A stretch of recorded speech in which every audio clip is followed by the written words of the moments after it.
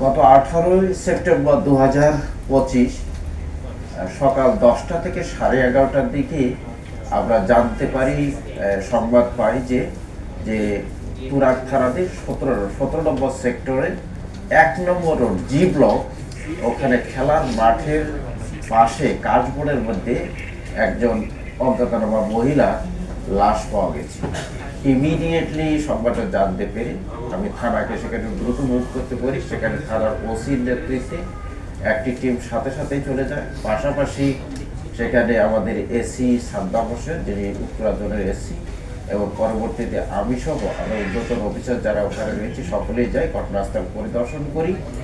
এই লাশে একজন মহিলার লাশ। অনুমান আমাদের কাছে মনে হয়েছিল তখন বয়স হবে 35 থেকে 37। এই লাশের আমরা ছবি সংগ্রহ করি, আমরা সুরুথাল করে লাশটিকে আমরা সোহরাওয়ার্দী হসপিটালে ময়নাতদন্তের জন্য প্রেরণ করি।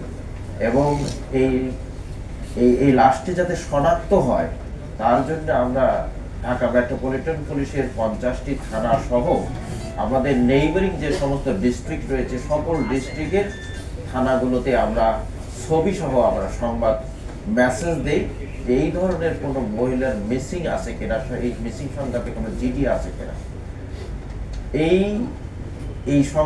এটাকে ফলো করে ওই দিনের রাতে 18 তারিখ রাতেই আমাদের ক্যান্টনমেন্ট থানা থেকে একজন সাব ইন্সপেক্টর তানভীর মাহমুদ নাম, সে জানায় যে ক্যান্টনমেন্ট থানায় এরকম একটি জিডি রয়েছে, এই বয়সের একটি মহিলা উত্তর মানিকদি থেকে মিসিং হয়েছে। তার জিডি নাম্বার হচ্ছে 932। জিডিটি রুজু হয়েছে 15/9/2025 খ্রিস্টাব্দ তারিখ। এই জিডির কপি আমরা সংগ্রহ করে এটার পেছনে আমরা তদন্ত অব্যাহত রাখি। পরের দিন 19 সেপ্টেম্বর এই একজন মহিলা, নাম হচ্ছে মনোয়ারা বেগম। আমরা পরে জানতে পেরেছি যে এই মনোয়ারা বেগম হচ্ছে ভিকটিমের মা। মনোয়ারা বেগম মিরপুর ডিএসএস এলাকা থেকে জানতে পারেন যে তার মেয়ে যে মিসিং হয়েছে 14 তারিখে, তিনি জানতে পারেন যে তুরাগ থানার রাজুকের 17 নম্বর সেক্টরে 1 নম্বর রোডের জি ব্লকে মাঠের কাছে কাশবনের মধ্যে একটি অজ্ঞাতনামা মহিলার লাশ পাওয়া গেছে। তিনি তার ছেলে সুলতান আহমেদ সহ, এবং যিনি ভিকটিম, যার এই লাশ পাওয়া গেছে, নাম হচ্ছে বিথি আক্তার ওরফে বিলকিস। তার দু ছেলের মা তিনি। বড় ছেলের নাম হচ্ছে যে সাকিবুল হোসেন ওরফে তানজিল, সে তার বয়স হবে 18, 10ম শ্রেণীর ছাত্র, বিএফ শাহিন কলেজে পড়ে। আরেকটি 7 বছরের ছেলে রয়েছে। তো এই মনোয়ারা বেগম, তার ছেলে সুলতান আহমেদ এবং তার নাতি যে এই তানজিলকে নিয়ে ইমিডিয়েটলি চলে আসেন এই ঘটনাস্থলে। এই যে 17 নম্বর সেক্টরে এসে তখন তো ওখানে কিছু নেই। আগের দিন আমরা লাশ পাঠিয়ে দিয়েছি সোহরাওয়ার্দী হসপিটাল। তিনি থানায় চলে যান।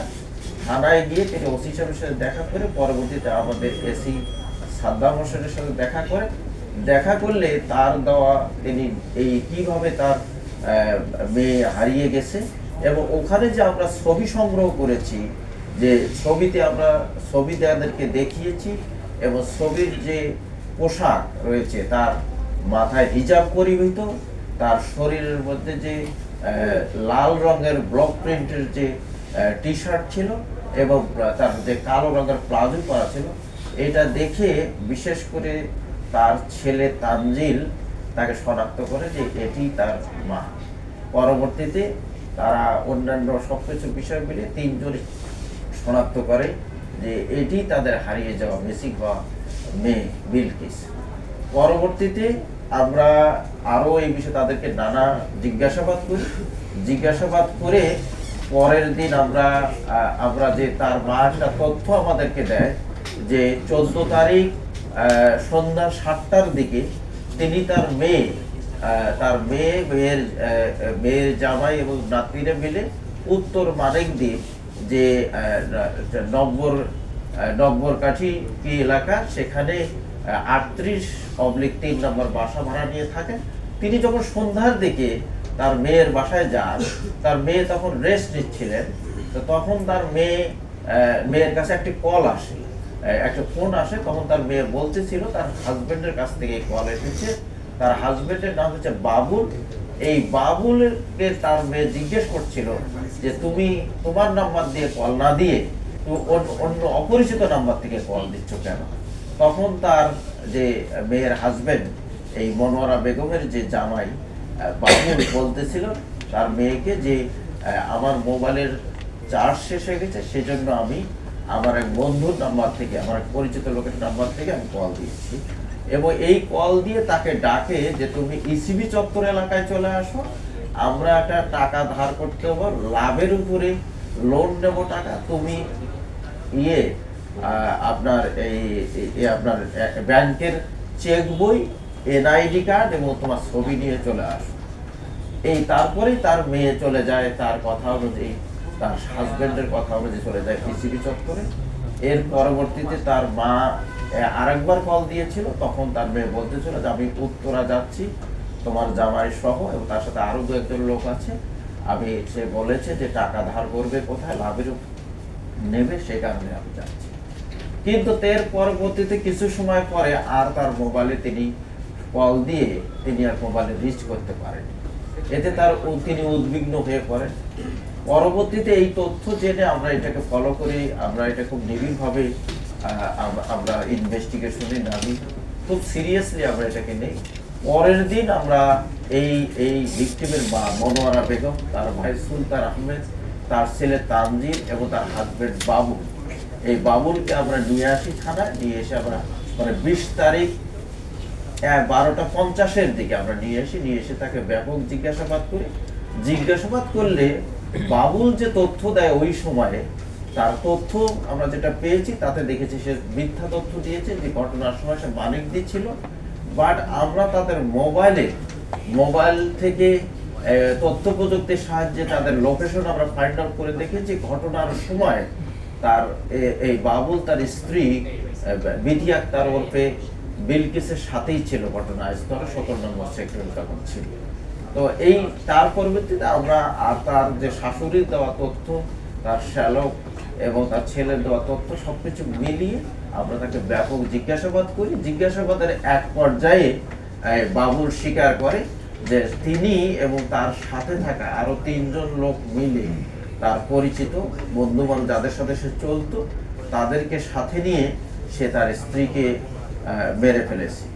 তিনি আরো জানান যে তিনি প্রায় 2-3 মাস আগ ধরে তার স্ত্রীকে এই হত্যার পরিকল্পনা করেন তাদের সাথে, এবং পরিকল্পনা করে শেষ 14 সেপ্টেম্বর 2025 এই 17 নম্বর সেক্টরে তাকে নিয়ে গিয়ে তাকে সন্ধ্যা 7:30 থেকে 9:30-র মধ্যে, ঘটনাটি সে ঘটিয়েছে 9টা থেকে 9:30-র মধ্যে, কাশবনের মধ্যে নিয়ে গিয়ে তাকে গলা টিপে তাকে হত্যা করে। আমরা তার দেওয়া তথ্য, বাবুলের দেওয়া তথ্য মতে আমরা তার এই হত্যা কাজে সহযোগিতা করেছি, যে সেই 4 জনের মধ্যে আরেকজনকে গ্রেফতার করে, নাম হচ্ছে সম্রাট থাকতো মূলত 12 নম্বর সেক্টর পল্লবী থানা এলাকায়, 12 নম্বর মেহেরপুর 12-তে, ওই কালাপানি এলাকায় লেন 6-এ সে থাকতো। তো তাকে আমরা গ্রেফতার করেছি, সে এই কাজে সহযোগিতা করেছে, এবং তারা যাদেরকে জিজ্ঞাসাবাদ করে তারা স্বীকার করে যে হ্যাঁ, সম্রাটও জানায় যে সে তার এই বাবুলের স্ত্রী বিলকিস বেগমের পা চেপে ধরেছিল, তখন বাবুল তাকে গলা টিপে হত্যা করে। এ কাজে আরো 2 জন সহযোগিতা করেছে, একজন পাশে ছিল, আর একজন ওই সময় হত্যার সময় ছিল। আমরা তদন্তের স্বার্থে বাকি 2 জনের নাম প্রকাশ করছি না। আমাদের অপারেশন অব্যাহত রয়েছে। আমরা আশা করি খুব দ্রুত বাকি 2 জনকে আমরা গ্রেফতার করতে পারব।